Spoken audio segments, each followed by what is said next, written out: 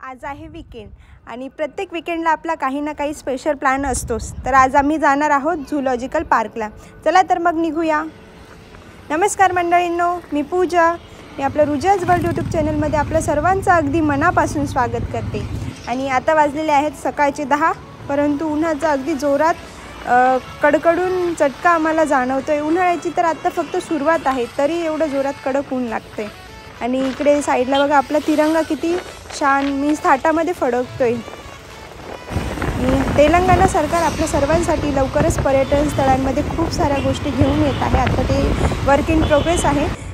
ते सर्व प्रोजेक्ट लवकरच कंप्लीट होणार आहे आणि आम्ही त्याचा संपूर्ण ब्लॉगसुद्धा तुमच्यापर्यंत घेऊन येऊ। परंतु तत्पूर्वी जर तुम्ही आमच्या चॅनलला सबस्क्राईब केलं नसेल तर पटकन जाऊन सबस्क्राईब करून घ्या। बेल आयकॉनवर क्लिक करायला विसरू नका, म्हणजे आम्ही जे पण ब्लॉग अपलोड करत जाऊ ते तुमच्यापर्यंत टाईमवर पोहोचतील।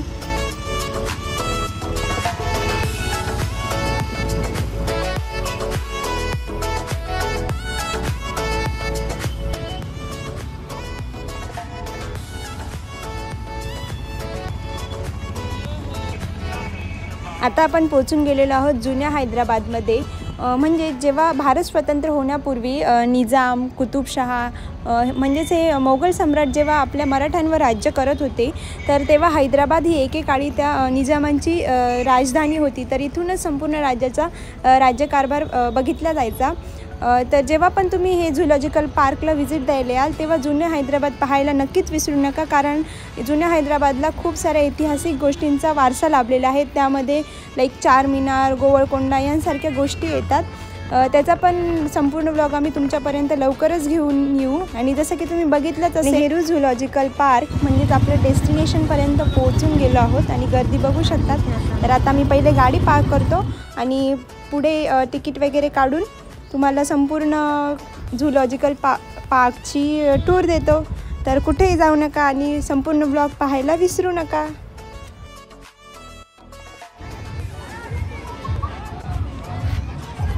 इथे आपले तिकीट काढून झालेले आहे आणि जो तिकीटचे दोन वेगळ्या कॅटेगरीज आहेत, फॉर वीकडे आणि वीकेंड। जर तुम्ही वीकेंडला येणार असेल तर अडल्टसाठीचे तिकीट आहेत 75 rupees and for children it's 40 rupees. आणि जर तुम्ही वीकडेजला येणार असेल तर अडल्टसाठीचे तिकीट आहेत 60 rupees and for children it's 30 rupees per person.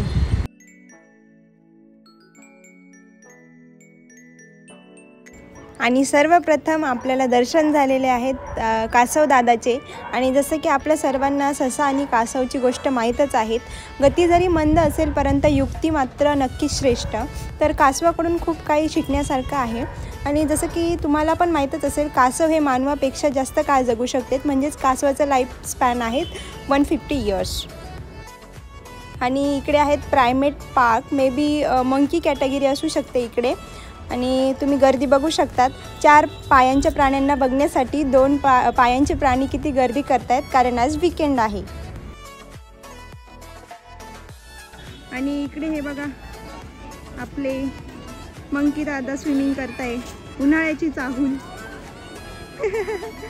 The baby monkey, the father and the mother, the whole family enjoying the swimming. And छोटंसं, अरे गेलं, टर्टल पण होतं तिकडे, बट ते गेलं खाली। How they are enjoying beautifully. आणि इकडे तुम्ही हे बघू शकता बर्ड स्कूल आहे इकडे, बट त्या स्कूलमध्ये मला फक्त 3च पक्षी दिसत आहेत। बघा किती छान बसलं आहे आणि मस्त खेळत आहेत झाडाच्या खोडावर।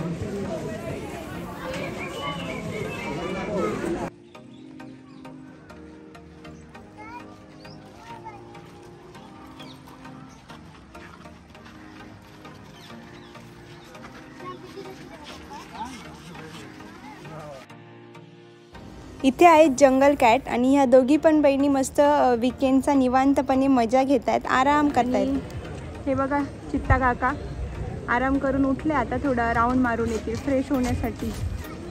मस्त झाडाच्या मागे लपून बसत आहेत। बघा कसा आहेस तू?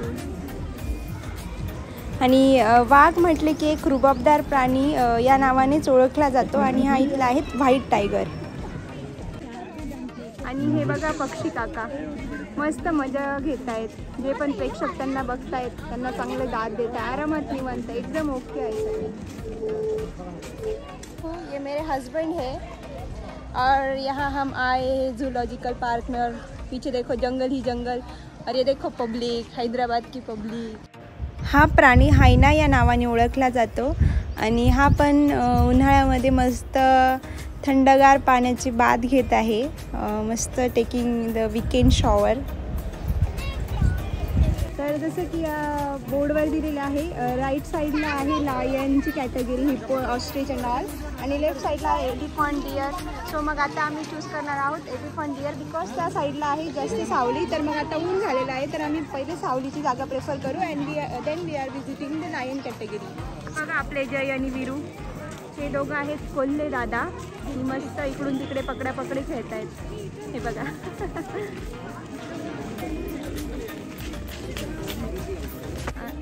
आणि इकडे तुम्ही बघू शकतात हरणांचा कळप. आता लंच ब्रेक झाला आहे मे बी त्यांचा. सो मस्त हिरवगार कुरण खात आहेत, पण वरती सूर्यदादासुद्धा तापलेला आहे.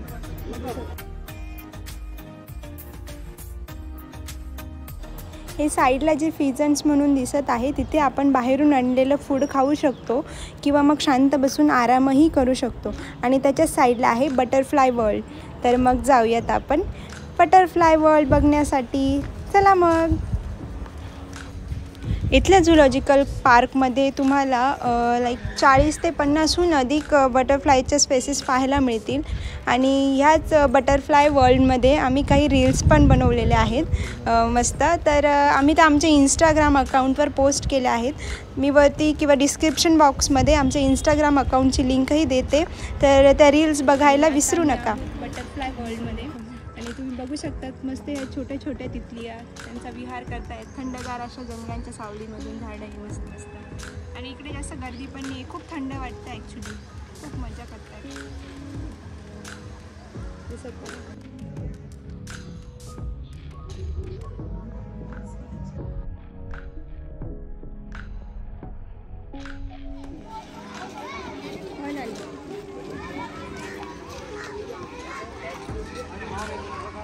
तर मित्रांनो तुम्ही माझ्या मागे जसं बघू शकता तिकडे तुम्ही बोटिंग पण करू शकता. तर मग तुम्हाला जर खरंच मनापासून वाटत असेल पाण्यामध्ये विहार करून जर आनंद घ्यायचा तर बोटिंग नक्की करायला विसरू नका इथे आल्यावर.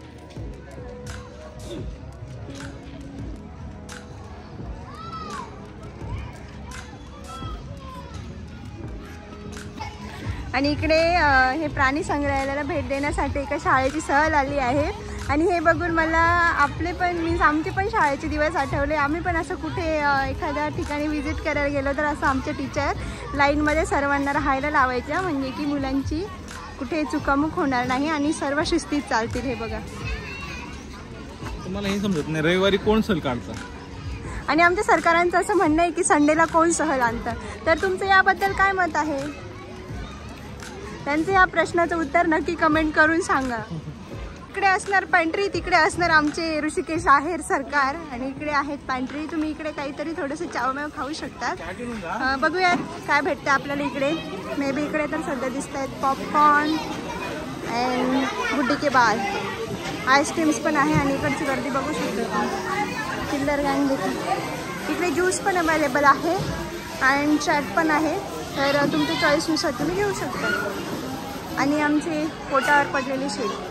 झूलॉजिकल पार्क फिरून आल्यानंतर भुकावलेला चेहरा.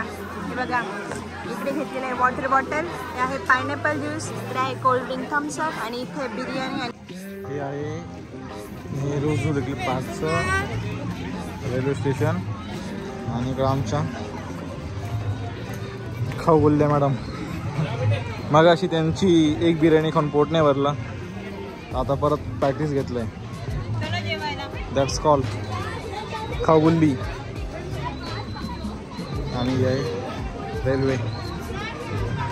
आता आम्हाला आमचं लास्ट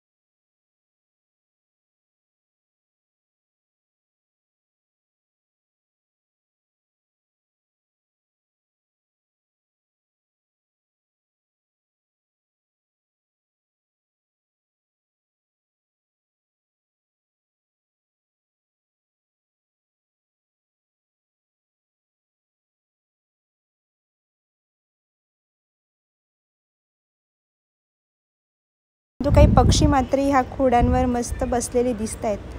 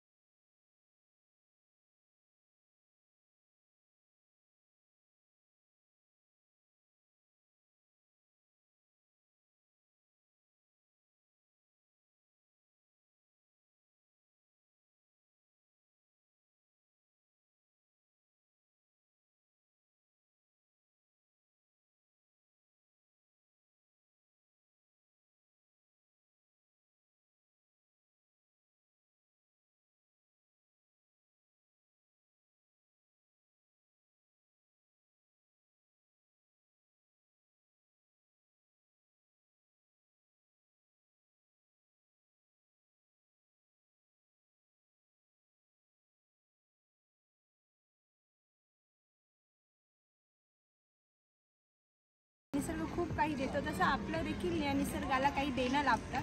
तर याच दृष्टीने आपल्या भारत सरकारने एक निर्णय घेऊन आणि हा भारतातील सर्वात मोठा एक झूलॉजिकल पार्क हैदराबादमध्ये इथे बांधण्यात आला आणि इथे प्राणी पक्षी यांचं संवर्धन हे तेलंगणा सरकार करते. तर हैदराबादमधील सर्वोच्च पर्यटन स्थळांपैकी हा झूलॉजिकल पार्क एक आहे. तर तुम्ही नक्कीच जेव्हा हैदराबादला याल तेव्हा ह्या झूलॉजिकल पार्कला व्हिजिट करा आणि छान छान प्राण्यांना देखील भेट द्या.